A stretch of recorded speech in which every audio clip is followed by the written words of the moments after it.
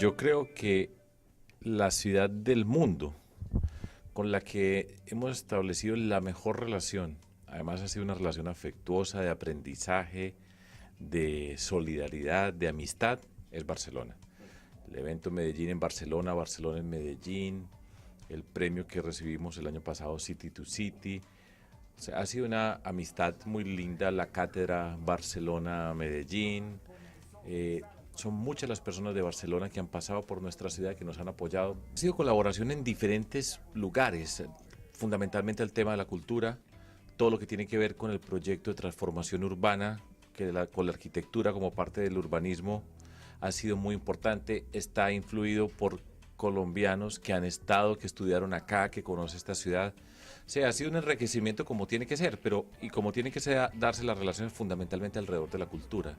Pues nosotros tenemos claro desde hace mucho rato, y por eso entramos al mundo de la política, que no era precisamente nuestro mundo, el sentido de lo que significa apostarle a las oportunidades de la gente.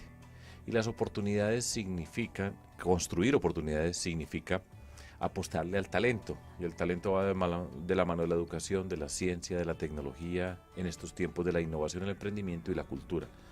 Son la expresión de la capacidad de la gente. Nosotros hemos despertado esa sociedad civil, hemos construido un sueño, hemos mostrado cómo se pueden transformar las cosas, cómo la ciudad puede tomar otro aire, cómo le apostamos, así como hablamos en el nivel de personas, le apostamos a la capacidad de la gente, a su talento para construir una sociedad justa. Al mismo tiempo le apostamos a la transformación de la ciudad para que la ciudad vuelva a creer en sí misma y se sienta orgullosa. Entonces es una ciudad que estaba muy desconectada. La violencia siempre tiende a desconectar, a separar en pedacitos, a atomizar. Pues nosotros volvemos a tender puentes y la gente vuelve a creer, vuelve a mirar.